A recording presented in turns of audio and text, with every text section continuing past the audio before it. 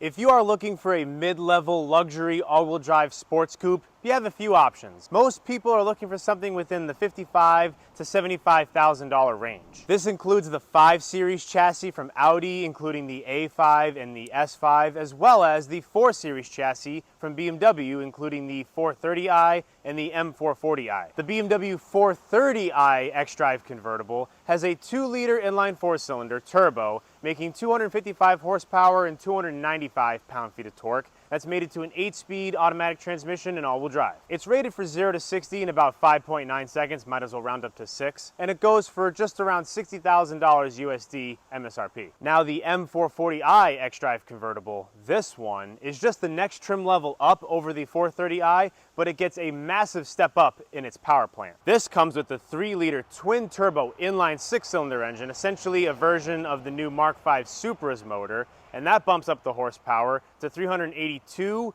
along with 369 pound-feet of torque. And that shaves over a second off of the 0 to 60 time to 4.7 seconds, and let me tell you, you can definitely feel it. It of course has the same 8-speed transmission and all-wheel drive system, but you only lose 2 average MPGs overall, bumping it down from 28 to just 26. But with great power comes great cost, with a decent step up in MSRP to around $71,000 to $73,000 USD. Is that extra $10,000 plus worth it to you? This is Double Clutch Auto Reviews. My name is Mark, and let's dive in and find out.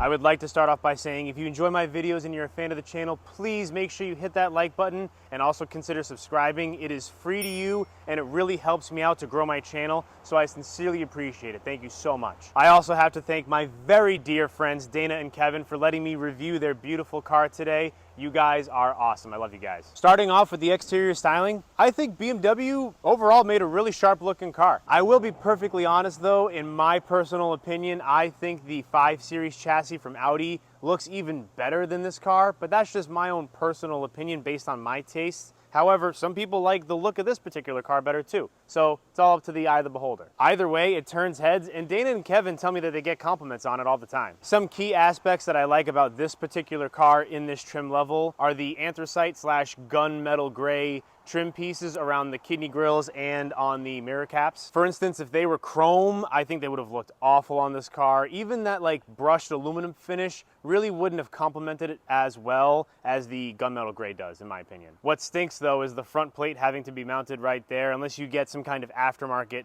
license plate mounting system, as it totally gives it a buck tooth vibe. A sincere thank you to Massachusetts and every other state that has to have front license plates, ruining the front end look of all the sports and luxury cars out here. You can get an aftermarket license plate mounting bracket that goes into the slot for the tow hook up front. However, Dana didn't want to deal with that, and this look didn't bother him, so that's what he went with. I think BMW did a great job with the headlight and taillight design, especially the taillights. I think they look great. I love how that kind of has like a sweeping, almost signature motion from the inside and then coming up and out towards the outside of the car. I love the fact that we have a functional vent on the front bumper right here. The one on the rear bumper is fake though. Tisk, tisk, tisk, BMW. I've noticed that a lot of new BMW models, pretty much all of them, have that exact same style fake rear bumper vent. But why, BMW? Just make it functional. I'm sure you can. Why put a fake vent on there, especially if you're gonna do it on every single one of your models? The exhaust tip cutouts as well, fake. They look good from far away, I guess, but if you get close and get down in there, you can obviously tell that that's not connected. And here's a couple of shots with the top up too.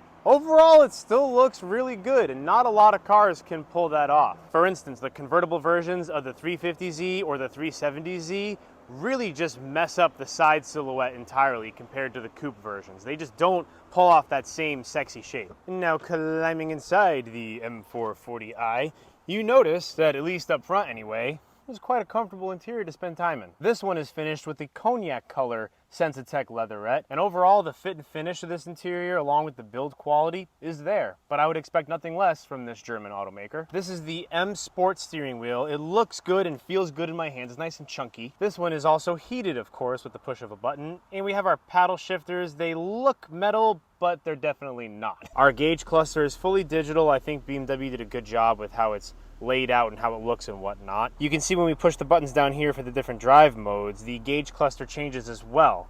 For instance, in Sport Plus, you can see the tachometer on the right. But if you push Eco Pro, it changes to showing the hybrid powertrain power output, essentially.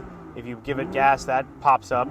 You can see that kind of just goes right from 0 to 90. This is a mild hybrid system after all. This infotainment system is the previous generation of what BMW has now, because this is a 2022 model. However, I really like this setup because I potentially think that it's more user-friendly than the new one, and I'll explain why. You can use this as a touchscreen if you would like to, or you can use the control dial down here when you rest your arm on the center armrest. Whatever's more comfortable for you in that particular moment, which I like that BMW gives you that option. Audi does this as well, so it's a thumbs up for them. Going through this infotainment menu, one of my favorite things that I found digging in here, you go into the car menu, then you go into driving information, and you go to sport displays. This shows you in real time the amount of horsepower, torque, your G-force readings, the amount of PSI that your turbos are producing, as well as the engine coolant temperature. Getting back out of here, we can scroll down and go into our apps. We of course have Apple CarPlay and Android Auto. I also like the fact from the home screen you can swipe to the right, showing a bigger display of your compass and whatnot, your traffic information, your clock, your current weather and location, also the latest news and whatnot. However, the biggest deal regarding this entire infotainment system setup are the climate controls. They're not integrated into this. They are their own physical buttons down here. Personally, I would prefer knobs to be super nitpicky, but at least they're physical buttons that all you have to do is touch it and adjust the temperature, fan, speed, whatever, even the heated seats. Come on, BMW, if it ain't broke, don't fix it. I don't know why they took this away, but probably just to clean up the look of the interior. However, I'm not a fan. These things should just be physical buttons or knobs all the time for the remainder of time. End rant, moving on. I also like the fact that they have a menu AC button right here. You just push that once and that brings up the climate control settings menu. It's quite convenient to have that there. You can access that very easily. Moving down to this little panel, you push it and it automatically whirs back for you, revealing our 2 cup holders, a USB port, a 12-volt outlet, and our wireless phone charger. I also like the fact that the cup holders seem to have plenty of room, especially vertically, to hold taller drinks. In the Audi A5, the 2019 model anyway, there was a piece of the dashboard that jutted out and prevented you from putting taller drinks in there. It was quite inconvenient, I must say. At least the way the BMW designed this, you can put a tall drink here, and as long as it clears this thing, you're good. And now, climbing into the back seats. With the top down, it's really not that bad at all. I love the fact that the front seat whirs forward for you on both sides to give you a lot more room to step in. And now once you're situated in back here, pull it back and it automatically goes back to its original place. And now I'm sitting back here with the driver's seat in the position that I would be sitting in if I were driving the car. And I'm about 6 feet, 200 pounds. And I have, I'd say 3 to 4 inches of knee room if I kind of shift myself back and get a little bit more comfortable. But other than that, I think the worst part is the shoulder room. This is quite tight. In other words, if you're sitting back here with somebody else, you better be dating. With the top down though, the headroom is obviously infinite, and I'm not utterly dying back here. I'd say for an hour, hour and a half tops, I'd be comfortable enough. Any longer than that though, it would probably be pretty grueling, and with the top up, no way. It's rather claustrophobic back here for someone like me. This is a top-down weather only car. Unless you're a fun-sized adult or a child, I don't recommend it. Now, a nice little touch is the fact that we have tri-zone climate controls back here, along with 2 USB-C ports. We also have 2 cup holders in the center, so definitely no third passenger in here, unless you want to sit on this hard plastic. We also have this centerpiece that folds down to a sort of makeshift center armrest if you would like to use it as such. It also serves as a center pass-through to store longer items in this interior if need be. However, if you use this, you sacrifice the use of your cup holders. Something else that I'd like you all to know is that the wind deflector designed for back here is also so easily installed and removed. Check this out. Even doing this with one hand, I can show you guys. All you have to do is pull this center latch release mechanism and it automatically collapses and instantly is able to be pulled right out. Just as easy as that. Then putting it back in, you just line it up with the holes and gently set it back down. Takes 5 seconds tops. Trunk space is minimal. Here's the room that you get with the top down, and here's the room that you get with the top up. Just a little bit more vertical space, but you have to make sure that this plastic piece is moved out of the way. That prevents you from putting the top down with a whole bunch of stuff inside. That wouldn't clear the room needed for the convertible top. Not too many future trips to Home Depot in this bad Larry, but that's okay. We all know that it's not meant for that. But at least we do have a grab handle right here. I don't know why you really need it, except for the fact that it prevents you from putting your fingerprints on the paint. You just put your hand right in here, slam it down, you're ready to rock. And now, finally out on the road in the M440i. I actually want to get back to talking about the 430i and the problem with that car. It's not like it's a bad car, like it's still a plenty fun car to cruise around in. And as far as the looks go, they pretty much look the same. You could even get the M Sport dress-up package that you can also get with this model. It gives you the nicer front fascia and the 19-inch wheels to make it sort of look like an M440i if you want. Plus, you can get the 430i with all of the luxury and creature comfort features that you would want, so you're not sacrificing anything there. For someone that doesn't care at all about performance or any sort of exciting driving feel, that car should suffice for you. And even though on paper, 255 horsepower and 295 pound-feet of torque really isn't that bad either, you would think. But it's just not quite there for a driving enthusiast. It just doesn't tickle the pickle. And the main reason for that is probably due to the throttle response being, no joke, about a whole 1 second of a delay. No kidding. Between the time that you mash the throttle to the time that the car actually starts responding and pulling through the power band was a whole 1 second. It was like, ready, and go. It absolutely neuters the car. But now if the throttle response were more immediate, say maybe cable driven, not throttled by wire, I would never expect that out of a modern car though. But or even just tuned differently to not have such a delay between throttle application and actual power band response. I think it might not have taken all the gusto and the mojo out of that car. I would say it was very similar into the Audi A5 in that respect. It was a really fun car. It handled well, it performed well overall, but it just didn't give you that nice punch in the gut that you're kind of wanting out of a sports car. Plus, I will say the steering was a little bit numb. It is a little numb in this car too. It's not the most responsive. And I will say for the sportier trim, it still could use a little bit more stiffer tuning in those hard corners.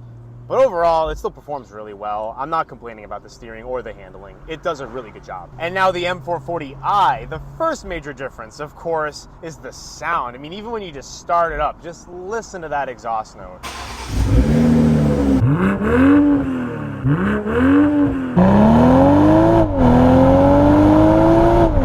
Leaps and bounds ahead of the inline 4 turbo. Like, it actually sounds like a proper luxury sports coupe. And I will admit the throttle response isn't perfect, but it's dramatically improved over the 430i. It actually gives you the feeling that this car has some balls behind it, and it does. Now, 255 to 382 doesn't sound like that big of a jump when you just read it on paper. However, when you feel this car in person and drive it for yourself, it is unfathomable how much more of a performance car this is compared to the 430i. 130 more horsepower, which is 33% more horsepower, and you feel every bit of it, trust me. I'd honestly say it feels more like 50+% more horsepower when you drive them side by side. Plus, you also have to consider that this is essentially a different version of the Mark V Supra's engine. Imagine this car with a downpipe and a tune. Oh my lord, would that just be one of the most ultimate sleepers I could ever imagine for a luxury sports coupe like this. You'd be blowing people's doors off and they would never expect it out of this engine. But it's probably pretty easily doable. Maybe $2,000 to $3,000 worth of performance mods on this car and you would have an absolute monster. All right, here we go, folks. 3, 2, 1, go. Woo, yeah, this thing really does rip a lot more than what you would expect out of it.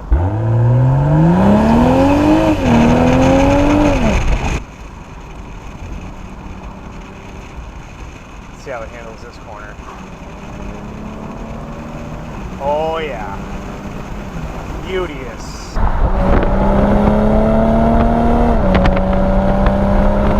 There's some real tight corners up here. Let's see how she handles. Brake, more throttle a little bit, make sure we're clear.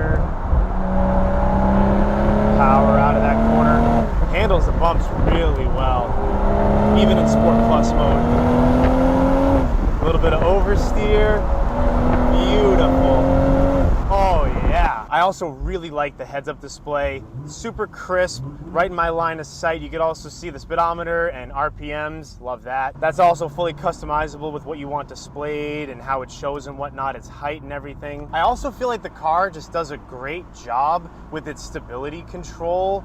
I mean, you can power out of those corners and you can feel it working a little bit. It allows you to slip a little bit with the oversteer, but it really handles it well and you feel very confident and comfortable. I'm sure you could get this thing to spin out if you really tried, but it doesn't want to. Like it actually does a really good job of powering out of the corner. Excellent job. And yes, the twin turbo inline six in this car sounds awesome, but I do know that some of that noise is piped in, which is super lame, but oh well. Nonetheless, it still sounds good, but more importantly, it still feels excellent. Predictable and smooth linear power band, responsive, dare I say, throttle response for the most part. The only thing that I wish I could really change about this car is the way the transmission responds when it doesn't really know what you want it to do. Sometimes I feel like this car kind of has a mind of its own. Come on, baby. What was up with that? That was a missed opportunity. Even when it's parked with like the doors unlocking and whatnot, or the convertible top, as I mentioned earlier, sometimes it just doesn't want to do what you want it to do. I feel like that transmission suffers from that same ailment. It's not all the time though. As far as just like, you know, real spirited driving, 99% of this review, it's performing wonderfully. And speaking of convertible tops, there are no more hard top options for the 4 Series convertible, only soft tops. However, like I said earlier, I'm glad that BMW still made this one look good with the top up or down. But because of that, I would recommend that if you're buying this car, you should have a garage to store it in, not only to prevent the wear and tear from the elements just pounding on that soft top constantly 24/7, but also security purposes. All right, full throttle dig from stop. Ready? 3, 2, 1, go.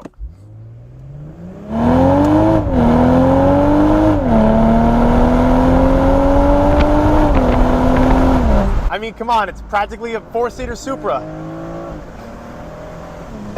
So now we're jumping on the highway, merge very easily due to that potent inline 6 motor. And now I'm going 69, nice miles an hour. I'm turning just about 1500 RPMs. And this is all the way in 8th gear. And it's kind of funny because you don't think about this transmission when you're just driving it around town that we have 8 gears to play with. But when you put it all the way up into 8th gear, it's amazing how low the RPMs go when you're cruising at highway speed. And now to do you one better, I'm gonna put it in comfort. That exhaust doesn't really quiet down too much, maybe just a little bit, but now the suspension lightens up, the steering definitely lightens up, you can tell that for sure. And now I'm just laid back, easy riding. I can turn the music up with this Harman Kardon stereo system. And by the way, Dana and Kevin were like, this car absolutely has to have a bump-in stereo system, and this one delivers. The treble is crisp and it has a good, deep, rich bass. Now my boys absolutely love this car, and I can't see why not. There are a few little nuances that they weren't a fan of. They do not like the run flat tires, because essentially if they're out in the middle of nowhere and they get a flat, they have to make it to a BMW dealership before it closes, so forget about it. If it's a Sunday and you get a flat, you're stranded. BMW's roadside service was not that good to them, unfortunately. Plus all the little hiccups with the car kind of feeling like it wants to do its own thing sometimes. I'm not a big fan of that. However, overall, they love the car. I think they nailed the sweet spot of a car that encompassed everything they wanted out of a fun retirement luxury sports coupe, but also getting it for a decent bargain, may I say. So guys, that wraps up my review on this very cool and super fun to drive for what it is, 2022 BMW M440i xDrive Convertible. And I hope you understand why I think it's well worth the extra money to upgrade to the M440i over the 430i, especially if you can find one in the used market for around the same price. If you plan on putt-putting around like a grandma, don't even consider this car because it wouldn't be worth it to you. And that's totally okay. Save the money. Why not, right? However, if you want to have any sort of fun, spirited driving, the M440i is definitely worth it. If you enjoyed the video, please make sure to hit that thumbs up and also consider subscribing. It's free and it really helps me out to grow my channel, so I certainly appreciate it. Thank you so much. Take care, stay safe out there, and I'll see you on the next one. Have a great rest of your day, guys. Peace. It's rated for 0 to 60. Ah! Dana! No, I'm kidding. Come out, come out, come out, come out. Here, go that way, yeah. Say hi, everybody.